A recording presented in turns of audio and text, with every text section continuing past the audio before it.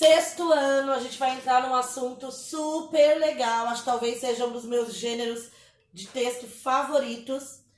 E esse aqui eu acho que vai ser o favorito de vocês também, tá? É um gênero textual que ele envolve diversão, animação, desenho, arte, enfim. O foco de qualquer história em quadrinhos, esse é o nosso gênero textual, é divertir, né? Então, assim, por mais que algumas histórias em quadrinhos hoje tenham, né, um teor de crítica ou até de denúncia sobre algum assunto ou sobre uma crítica social, por mais que ele tenha esse teor, o foco é sempre construir humor, é sempre fazer rir, tá? E por isso que ele é um dos meus gêneros textuais favoritos, tá? Um dos. Mas, aqui, já nessa imagem, gente, isso aqui era um GIF. Esses slides eu estou apaixonada por ele, então só tenho a agradecer por ter conseguido, né? E essa imagem aqui era um GIF, eu não consegui baixar para TV, mas é muito legal, depois eu vou mandar para vocês vão ver como tá divertido esses slides. E aí, aqui é o seguinte, nós temos alguns personagens da Marvel, né, que vocês devem conhecer por meio de filmes, de desenhos, mas eles não nasceram assim, tá? Inclusive, nem foram os primeiros heróis da Marvel, né? Os heróis da Marvel, eles nasceram das revistas em quadrinhos que existiam na época. E essas revistas em quadrinhos contavam as histórias desses super-heróis. E aí as pessoas ficavam ansiosas para poder saber qual era a próxima aventura desse herói e comprava mais história em quadrinhos. E aí depois, é claro, né, foi transformado em desenho animado, mais pra frente em filme, e hoje a gente tem aí esses heróis todos transformados em heróis das telonas, né, das telas de cinema. Esses aqui são heróis conhecidos mundialmente. A gente vai conhecer também alguns heróis nacionais, né? Heróis não, mas personagens que nós temos aqui no Brasil que fazem muito sucesso. Gente, todo gênero textual, ele tem uma estrutura, certo? E tem as suas características próprias. Com a HQ não seria diferente. A HQ, ela também tem características próprias, ela tem uma estrutura para ser elaborada, enfim. Com isso, nós iremos conversar um pouquinho sobre essa estrutura, tá? Então vamos aqui para frente, avançando. A estrutura da HQ, ela tem uma estrutura narrativa. Toda estrutura narrativa segue uma sequência, né? Lembra quando as professoras de vocês, lá do Fundamental 1, explicavam? Toda narrativa tem que ter começo, meio e fim. Lembram disso? Pois é. Agora, no Fund 2, a gente não chama mais de começo, meio e fim, né? A gente chama de situação inicial, desenvolvimento ou conflito e desfecho, certo? Mas, para vocês entenderem o que é isso, começo, meio e fim, tá? Então, com as histórias em quadrinhos não seria diferente, porque ela faz parte do gênero narrativo, tá bom? Então, vamos lá. Nós já estudamos sobre linguagem verbal e não verbal. As histórias em quadrinhos, elas também seguem essa linha, tá? Então, quando a gente usa linguagem verbal e não verbal, o que a gente estudou mesmo, gente? Que é uma linguagem mista, né? Quando tem as duas linguagens utilizadas juntas para passar uma mesma mensagem, né? No caso das histórias em quadrinhos, vocês vão perceber que ela apresenta linguagem verbal, ora ela vai apresentar só linguagem não verbal, ou ela apenas vai trabalhar com as duas ao mesmo tempo, tá bom? Então vamos lá. Percebam aqui nessas histórias, nessa página, né? Da Turma da Mônica, Maurício de Souza, personagens nacionais, certo? Percebam já nessa aqui, que é uma história, né? Em quadrinhos que temos, ó, um quadrinho somente com linguagem não verbal, outro só com linguagem não verbal, Apenas no quarto quadrinho é que vai acontecer aqui a linguagem verbal. Porque a linguagem verbal, a base dela é a palavra. A linguagem não verbal, a base é a imagem. Então, aqui nos 3 primeiros quadrinhos a gente tem a linguagem não verbal. E só no quarto começa a trabalhar, então, com a linguagem mista. Linguagem não verbal, olha a expressão da Mônica, e a linguagem verbal presente dentro das falas dos balões, certo? Então, olha aqui, ó. Geralmente não. As histórias em quadrinhos trazem essa linguagem verbal dentro de balões, tá? Então, sempre que vocês verem uma linguagem verbal presente em uma HQ, tá sempre dentro de um balão. Mesmo que seja a legenda, que a gente vai falar daqui mais um pouquinho pra frente, mesmo que sejam as onomatopeias, que a gente também vai conversar um pouquinho mais pra frente, todas elas estão dentro de balões, tá bom? Algumas onomatopeias vão estar fora dos balões, tá?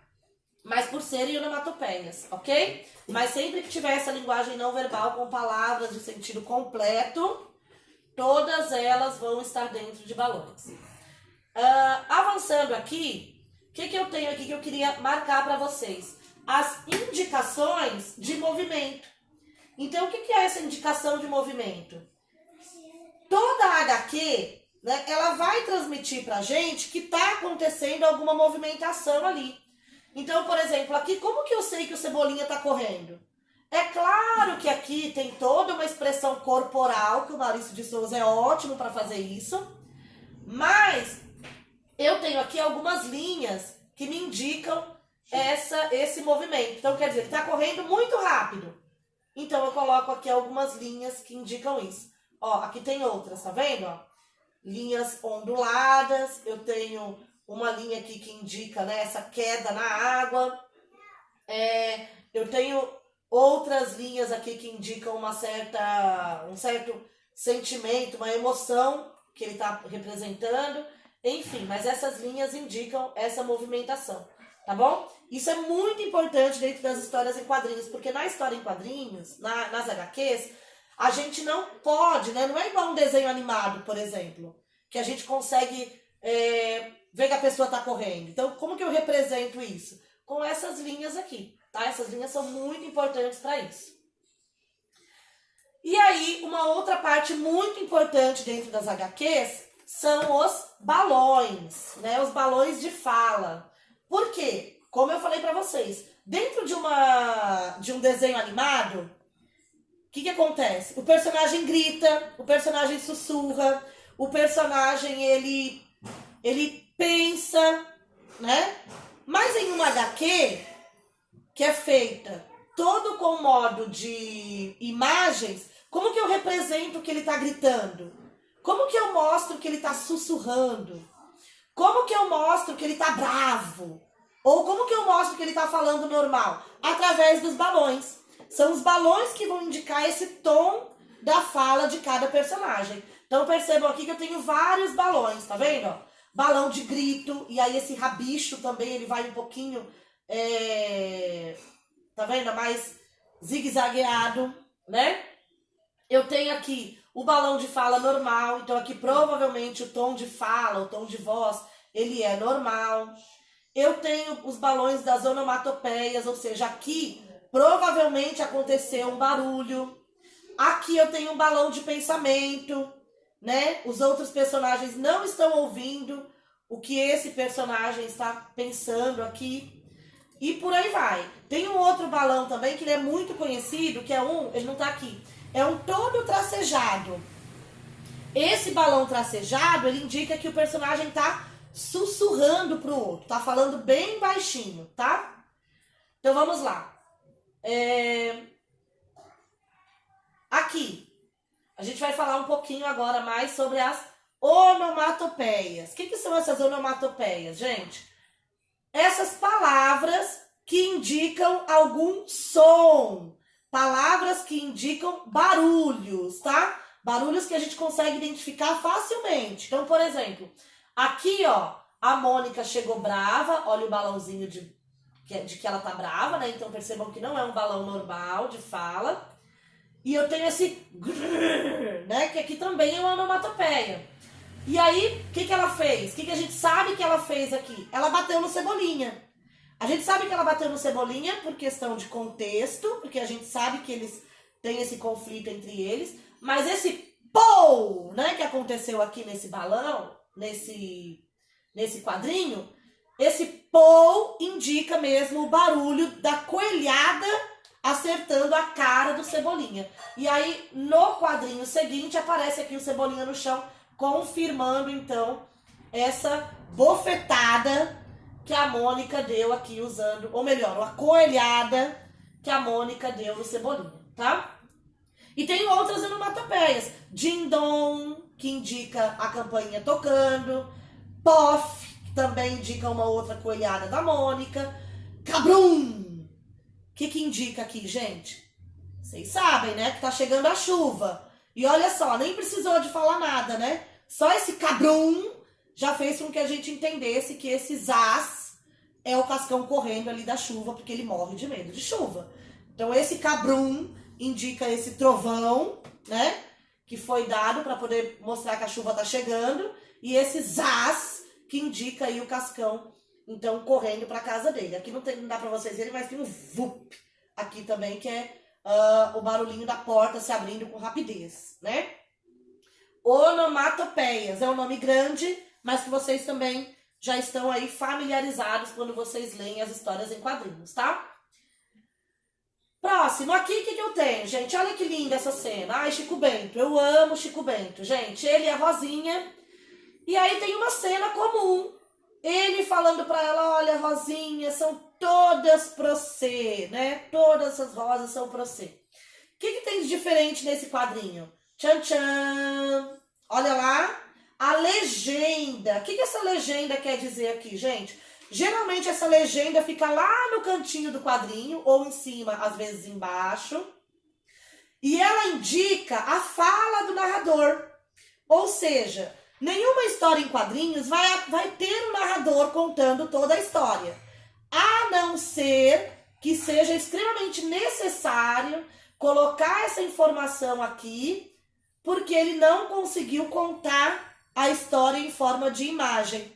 Ou seja, aqui, ó, para ele não precisar ficar desenhando vários quadrinhos para demonstrar que o tempo passou, ele simplesmente colocou um quadrinho, uma legenda, né? Tá vendo? Não tem rabicho, ou seja, ninguém tá falando, é diferente do balão, então é só um quadradinho mesmo, fechado e sem rabicho, indicando a legenda do narrador. E tá escrito, algum tempo depois. Então isso é uma coisa que o narrador, o ilustrador, né, o autor das HQs, ele não consegue representar isso por meio de uma imagem. Então o que ele faz? Ele coloca uma pequena legenda aqui. Então essa legenda, gente, tem que ser textos curtos que passem realmente uma mensagem objetiva, certo? Aqui, pessoal, HQ sem texto verbal. Então lembra que eu falei pra vocês? Às vezes usa verbal, às vezes usa os dois misturados, mas tem HQ que é uma HQ inteira do começo até o final. Olha a legenda de fim aqui, ó. Tá vendo? E toda ela não tem texto verbal. É uma HQ totalmente não verbal. Certo? Então olha aqui, vamos lá. Vamos entender esse quadrinho primeiro. Tá lá o Cascão, olha a expressão facial dele, olha a linha de movimento, ou seja, ele tava olhando pro porquinho e de repente ele virou e apontou pra casinha, por isso que tem essa linha aqui, ó, mostrando o movimento do Cascão. E aí, percebam que o porquinho, ele tá todo animado. Tá vendo? Olha a expressão facial dele, olha a expressão facial do Cascão. Percebam tudo isso. O que eu entendo aqui? Que o Cascão tá falando assim, olha, uma casa. Ele não tá falando porque não tem balão, tá vendo? Então ele tá mostrando, olha, uma casinha pra você. No próximo quadrinho, tá aqui o porquinho e ele tá tentando explicar pro Cascão, né? Eles conversam entre eles aqui, porque HQ vale tudo, né? Então o porquinho tá tentando dizer pro Cascão, dizer sem texto verbal.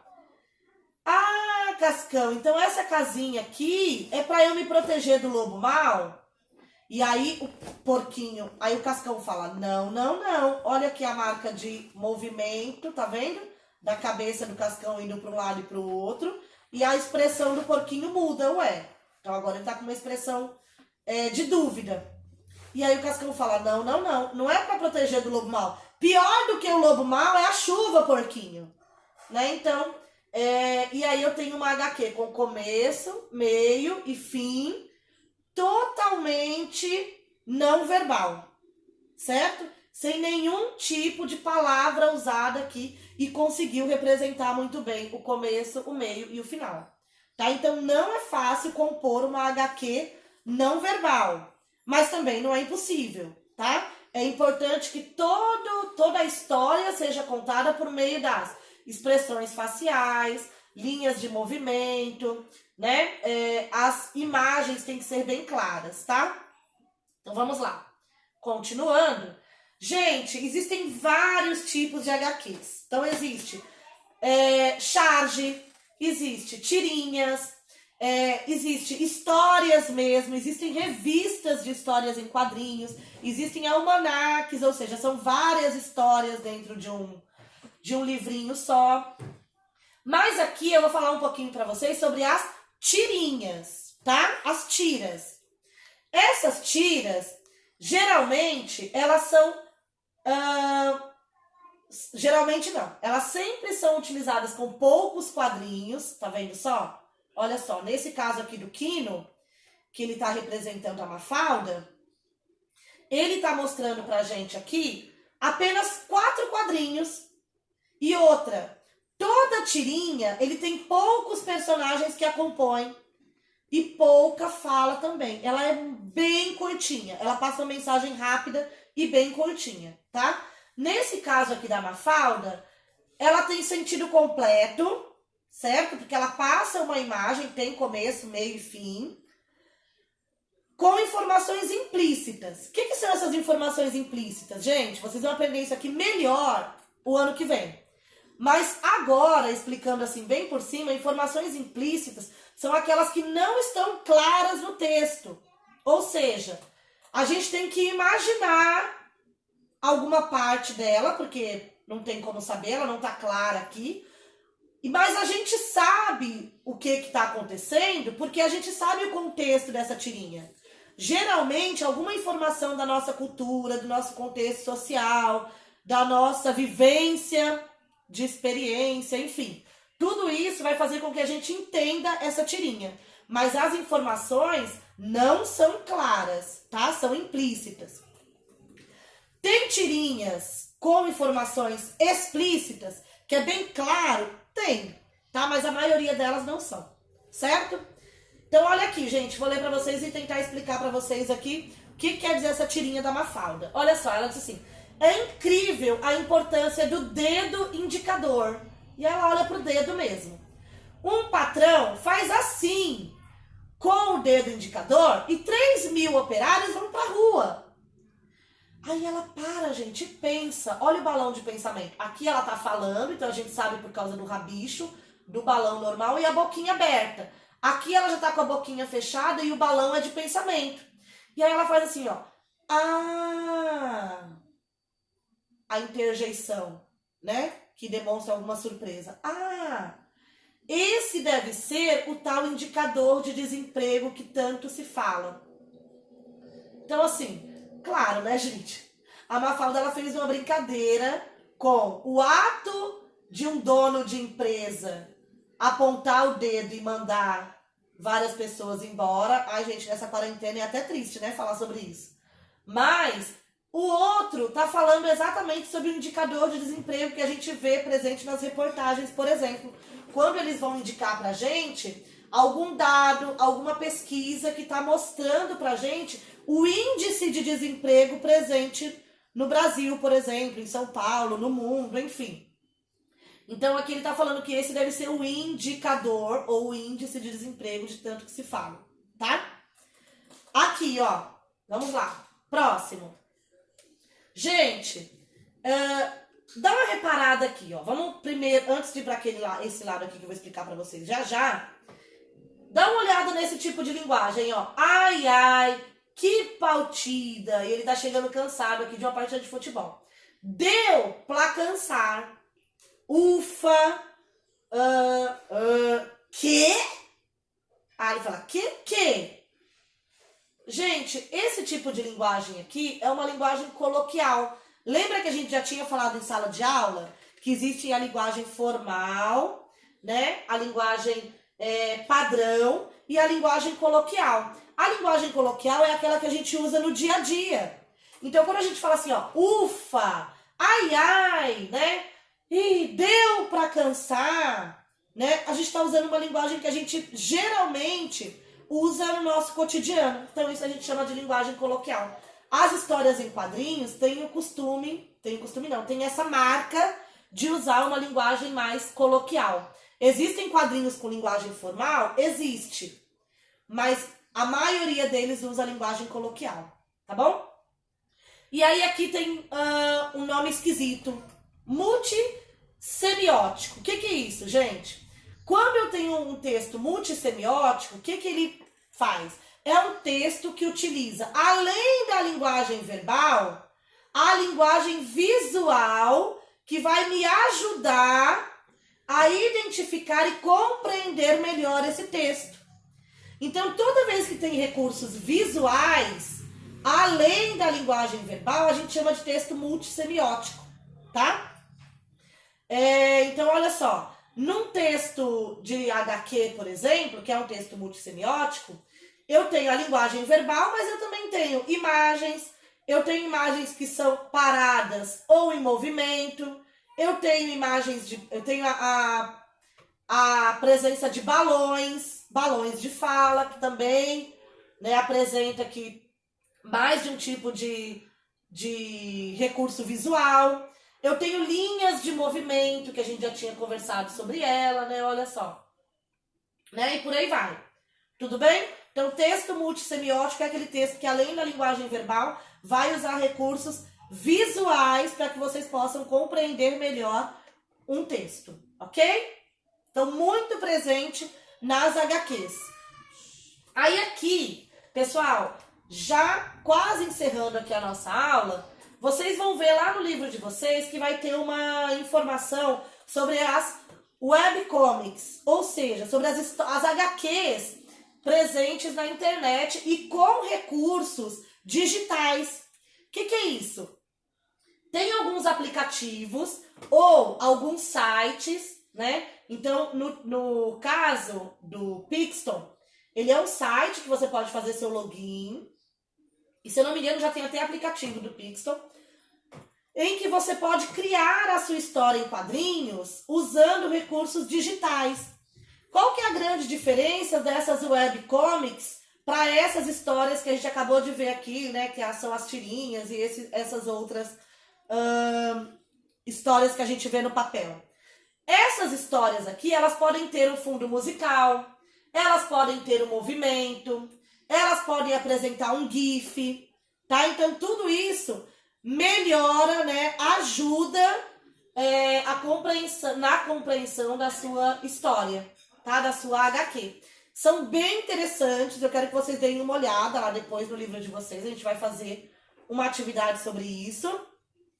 E a gente vai poder fazer também, mais pra frente, vocês vão entender, a criação dessa HQ, já que a gente tá em casa, de quarentena, né? Vamos pesquisar, então, algumas HQs que a gente consiga fazer usando esses recursos digitais.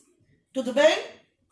Vai ser muito divertido, tá? Além de vocês criarem HQs no caderno, HQs com caneta e papel, né? Lápis e papel.